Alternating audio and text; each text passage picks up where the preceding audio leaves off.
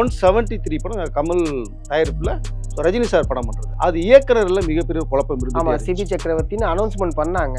ஆனா இன்னைக்கு அஸ்வந்த் மாரிமுத்துக்கு விஷ் பண்ணி போஸ்ட் போடும்போது எல்லாருமே கேட்க ஆரம்பிச்சிட்டாங்க, டைரக்டர் மாத்திட்டாங்களா?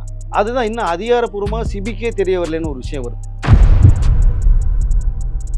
இப்போ இங்க அஸ்வத் தான் கிட்டத்தட்ட 99% கன்ஃபார்ம் பண்ணாரு. இப்போ அவரு ஒரு ஸ்பைத்தில் தான் அவரும் சொல்லியிருக்காரு, ஒரு மேட்டர் சொல்லியிருக்காங்க. அது ஓகே ஆயிடுச்சு. ஏன்னா சிம்பு படம் தள்ளுது. இந்த கேப்ல தான் அவரு இந்த ரஜினி சார் கதை சொல்லி இப்போ இமீடியட் ஓகே பண்ணி கமிட் ஆயிடுச்சு.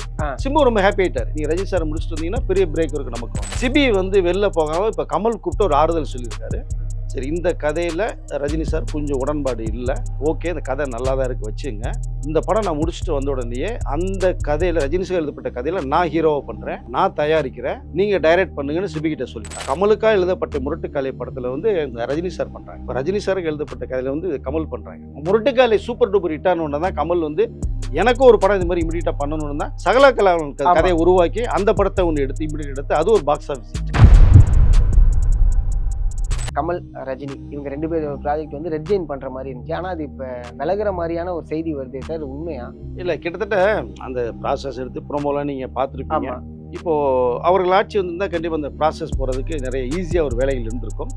ஆட்சி மாற்றம் இருந்தாச்சு. ரெண்டாவது பெரிய பட்ஜெட் படம் உங்களுக்கு. இப்போ அது நடக்குமா நடக்காதா அப்படிங்கிற ஒரு கேள்வி எழும்பிருக்கு. பட் இன்னொரு ஃபைனல் ரிசல்ட் வரல, தகவல் வரல, எஸ்ஸா நோவாங்கிறது வரல. ஒருவேளை ரெட் ஜெயின் மூவிஸ்ல தான் தயாரிக்கிறதா இந்த ஒரு அட்வர்டைஸ்மெண்ட் வந்து இப்போ அவர்கள் பண்ணலைன்னா கமல் அவர்கள் தயாரிப்பு ராஜ்கமல் ஃபிலிம்ஸ்ல தயாரிப்பான வேலைகள் ஒரு பக்கம் போயிட்டு. சிபி சக்கரவர்த்தின்னு அனௌன்ஸ்மெண்ட் பண்ணாங்க. ஆனா இன்னைக்கு அஸ்வந்த் மாரிமுத்துக்கு விஷ் பண்ணி போஸ்ட் போடும்போது எல்லாருமே கேட்க ஆரம்பிச்சிட்டாங்க, டைரக்டர் மாத்திட்டாங்களா? அதுதான் இன்னும் அதிகாரப்பூர்வமா சிபிக்கே தெரிய வரலன்னு ஒரு விஷயம் வருது. நீங்க சுந்தர்சி அவர்களை கமிட் பண்ணி ப்ரொமோட் பண்ணி வீடியோ விட்டு கோலாகலமாக பூஜை போடப்பட்ட விஷயம் இருக்கு. பட் அது ஒரு சென்டிமெண்டா ஒர்க் அவுட் ஆகலன்னு சிபி சக்கரவர்த்தியை ஒரு சைடில் நிறைய ஏற்கனவே போடும்போது சிபி சக்கரவர்த்தி கதை ரெடி பண்ணிட்டாங்க. பட் அது ஒரு ஸ்பை த்ரில்லர் மூவி தான் அது உங்களுக்கு. இப்போ அதில் இன்னும் கொஞ்சம் வேணும்னு ஒரு ஒரு விஷயம் பேசும்போது சிபிக்கு எல்லாமே பவுண்டட் ஸ்கிரிப்டே ரெடி பண்ணிட்டார். நீங்கள் ஃபோட்டோஸ் எடுத்து வெளில விடுறதை நீங்கள் பார்த்துருப்பீங்க. இப்போ திரும்பி உட்காரணும்னா அது ஒரு 3-4 மாதம் ஆகும். இப்போ அவருக்கு அதுக்குள்ளே போக முடியாது. நீங்கள் திரும்பி கதைக்கிழமே மாறும். அப்போ அந்த நேரத்தில் அஸ்வத் ஒரு கதை சொல்லும்போது அவர் வெயிட்டிங் லிஸ்ட்டில் வச்சார். இந்த ஒரு குழப்பம் இருந்தது. ரெண்டாவது எலெக்ஷன் வந்தது. கமல் எலெக்ஷன் இப்போ பார்த்துக்கோன்னாங்க. 173 ஸ்டார்ட் ஆகாமல் ஏன்னா நீ ஆக்டர்ஸ்லாம் கமிட் பண்ணி சோபனாலேருந்து அண்ட் பிரியங்கா மோர்லேருந்து பாசில் ஜோசப்லேருந்து கமிட் பண்ணியாச்சு உங்களுக்கு சிபி. அது ஒரு விஷயம் எல்லாம் மூவ் போயிட்டு இருக்கு. பட் இப்போ இங்கே அஸ்வத் தான் கிட்டத்தட்ட 99% கன்ஃபார்ம் பண்ணியாச்சு. இப்போ அவரு ஒரு ஸ்பைத்தில் தான் அவரும் சொல்லியிருக்காரு, ஒரு மேட்டர் சொல்லியிருக்காங்க.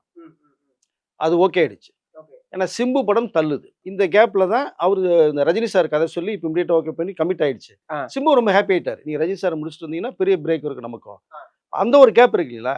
அரசியல் ஷூட்டிங் போயிட்டு இருக்கு. அந்த படம் தீபாவளி ரிலீஸ் மாதிரி ஐடியா பண்ணிட்டாங்க. அதுக்காக தான் உட்காந்துட்டே இருக்காரு. ஒரு வருஷமா சிம்பு உட்காந்துருக்காரு. நீங்க அந்த படத்தை சீக்கிரம் முடிச்சிங்கனாலும் முடிக்காட்டினாலும் நான் அக்டோபர் மாதம் அடுத்த படத்துக்கு போறேன்ட்டார். அடுத்த படம் யாருன்னு கீர்த்தீஸ்வரன் டியூட் படம் பண்ணார் இல்லையா, சூப்பர் ஹிட் படம். அவரு கதை எல்லாம் சொல்லி முடிச்சு அது Mythri movie makers, okay, good bad ugly producer இருக்காங்க இல்லையா, பெரிய ப்ரொடியூசர் தெலுங்கு, டியூட் தான். ஆமா, ஸோ அவங்க தான் இப்போ பண்ண போறாங்க. அதுல சிம்பு பண்றாரு. அது கமிட் ஆயிடுச்சு. அக்டோபர்லேருந்து ஷூட்டிங் போறாங்க. அப்போ இது முடிச்சுட்டு வெளில வந்தோன்னா ரஜினி சார் படத்தை அஸ்வத் முடிச்சுட்டு வந்தோன்னா ஃப்ரீயா இருக்கும், நெக்ஸ்ட் இயர் நம்ம பண்ணிக்கலாம்னு சிம்பு ஐடியா கொடுத்துருக்காங்க. அஸ்வத் மாரிமுத்து இப்போ சூப்பர் ஸ்டார் படத்தை பண்ண போறாங்க. அது கிட்டத்தட்ட கன்ஃபார்ம் ஆயிடுச்சு. சிபி வெளில போகாம இப்போ கமல் கூப்பிட்டு ஒரு ஆறுதல் சொல்லியிருக்காரு. சரி, இந்த கதையில் ரஜினி சார் கொஞ்சம் உடன்பாடு இல்லை, ஓகே இந்த கதை நல்லா தான் இருக்குது, வச்சுங்க. இந்த படம் நான் முடிச்சுட்டு வந்த உடனேயே அந்த கதையில் ரஜினி சார் எழுதப்பட்ட கதையில் நான் ஹீரோவை பண்ணுறேன், நான் தயாரிக்கிறேன், நீங்கள் டைரக்ட் பண்ணுங்கன்னு சிபிகிட்ட சொல்லிட்டாங்க. காம்ப்ரமைஸ் பண்ணி வச்சுட்டாங்க. இப்போ இந்த படம் 173 ரஜினி சார் அஸ்வத் முடிச்சுட்டு வந்த உடனேயே ராஜ்கமல் உடனே கமல் ஹீரோ பண்ணி சிபி பண்ண போகிறாங்க. ரஜினி சாருக்கு எழுதப்பட்ட கதையில் இப்போ கமலஹாசன் பண்றான். இது முந்தைய நடந்தது, நிறைய நடந்தது. இந்தியனுக்கு நடந்தது. சங்கர் அவர்கள் இந்தியன் ரஜினி சாருக்காக எழுதினது, அதை அப்படியே கமல் சார் பண்ணாங்க. ஸோ அதே மாதிரி தான் இதுலயும் நடக்கும். அந்த இந்தியன் கதையை சங்கர் சார் ரஜினி சார்கிட்ட சொல்ல போனதுக்கு அந்த 4 பேர்ல எதிரில் உட்காந்து நான் ஒருத்தன். ஓ, ஓகே. அந்த மீட்டிங் ஏற்பாடு பண்ணதே நான். இது சங்கருக்கும் தெரியும், நம்ம சூப்பர் ஸ்டார் ரஜினி அவர்களுக்கும் தெரியும். ஸோ இப்போ அந்த சந்திப்புக்கு ஏற்பாடு பண்ணது நான். கதை சொல்றாங்க. அந்த இந்தியன் கதை சொல்லப்படுது. அதில் டபுள் ஆக்ஷனில் வில்லன் சூப்பர் கேரக்டர் பண்ணிக்குவோன்னு சொல்லும்போது ஒரு சின்னது எப்படி இப்போ சுந்தரிசி ஆட்டோமேட்டிக்காக வெளில போனாரோ அப்போ ஒரு சம்பவம் நடந்தது. அது டீட்டெயிலாக பேசணும்னு டைம் இருக்காது. அதன் மூலம் தான் சங்கர் கொஞ்சம் என்ன வெளியில வந்தார். என்ன நடந்தது கொஞ்சம் சுருக்கமாவே சொல்லுங்களேன். ஸோ அதனால என்னன்னா சுருக்கமாக வந்து ரஜினி சார் வந்து ஒரு விஷயத்த சொல்லாம வெளியில யாரும் சொல்லக்கூடாது.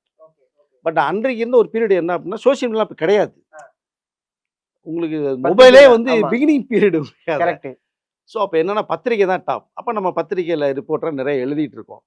நான் வந்து குஞ்சுமோகன் ஆஃபீஸில் நான் வந்து பியரை ஒர்க் பண்ணிட்டு இருக்கேன்.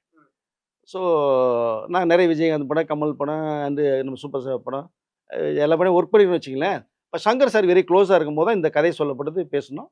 பட் இந்த தகவல் எப்படியோ சங்கர் அவர்களோட மாத்தேஷன் ஒருத்தர் வந்திருந்தார். நாங்கள் இந்த மாத்தேஷை பார்த்தோன்னே ரஜினி சார் ஆஃப் ஆகிறாரு. இது யாருன்னு கேட்டார். ஏன்னா சங்கர் நான் 2 பேர் தான் மீட்டிங் அப்பாயின்மெண்ட் கொடுக்கப்பட்டது. மாத்தேஷ் அவன் கூட்டு வந்து எனக்கே தெரியாது. சங்கர் சார் கூட்டு வந்துட்டார். அவருடைய ரிலேஷன் வேற. இது எதிர்பார்க்கல.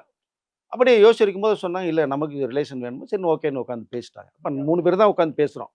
ஸோ ரஜினி சார், நான், சங்கர், மாத்தேஷ். அப்புறம் ஜெயராம் சார் இருக்கார். சரோஜினியோட 5 பேர் மாடியில் உட்காந்து பேசிட்டு இருக்கோம்.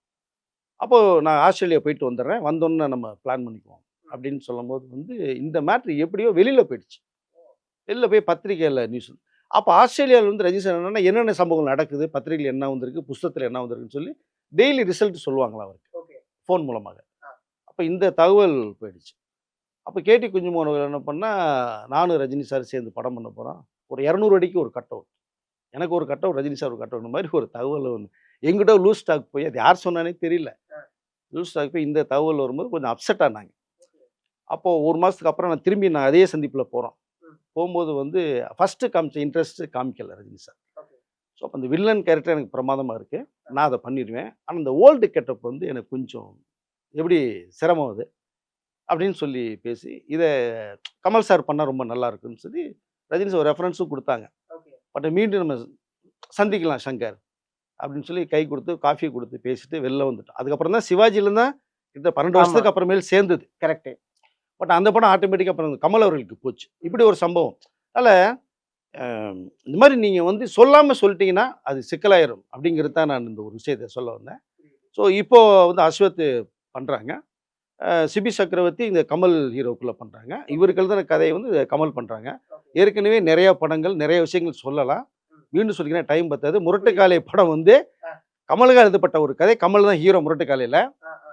அவரு கொஞ்சம் அந்த நேரத்தில் கொஞ்சம் ப்ராப்ளம் பண்ணும்போது தான் டக்குன்னு ஏமி செட்டியார் உயிரோட இருந்தாங்க. அப்படியா கமல் இல்லையா, சரி அடுத்து யாரும்போது கருப்பா ஒரு பையன் சுற்றிட்டு இருக்கா, அப்படியே நான் பார்த்தப்பா அப்படின்னாரன். ஐயா மேம் செட்டியார் ஐயா. உடனே அப்போ ரெஸ்யூம் சொல்லி வர சொல்லி பார்க்கும்போது ரஜினி சார் வந்தோடனே கேட்டோன்னே, சம்பளமே எனக்கு ஒன்று வேணாம், நீங்கள் இன்னும் சொல்லுங்கள் படம் பண்ணுறேன் அப்படின்னா முரட்டுக்காலை உருவாச்சு. அப்போது கமலுக்காக எழுதப்பட்ட முரட்டுக்காலை படத்தில் வந்து இந்த ரஜினி சார் பண்ணுறாங்க. இப்போ ரஜினி சாருக்கு எழுதப்பட்ட கதையில் வந்து கமல் பண்ணுறாங்க. முரட்டுக்காலை சூப்பர் டூப்பர் ஹிட்டான ஒன்று தான் கமல் வந்து எனக்கும் ஒரு படம் இது மாதிரி இமீடியட்டாக பண்ணணும்னு தான் சகல கதையை உருவாக்கி அந்த படத்தை ஒன்று எடுத்து இமீடியட் எடுத்து அது ஒரு பாக்ஸ் ஆஃபீஸ் ஹிட். ஸோ சம்பவங்கள் நிறைய சுவாரஸ்யமான சம்பவங்கள் உங்களுக்கு இருக்குது. அதனால் இந்த இப்போ 173 வந்து இதுக்குள்ளே போகிறனால அந்த 174 அப்படிங்கிறது வந்து கமலுடைய பெரிய பட்ஜெட்டில் போகுது. அது எப்படி இந்த டைம் எடுத்து தான் அது யோசித்து கமல்கள் பண்ண வேண்டிய சூழ்நிலையில் இருக்குது சார். புரியுது சார். அதே மாதிரி வந்து பார்த்தீங்கன்னா, அடுத்து இன்னொரு விஷயம் என்னன்னா, வெங்கட் பிரபு அவர்கள் தனுஷுக்கு கதை சொல்லியிருக்கிறதா ஒரு விஷயம் வருது.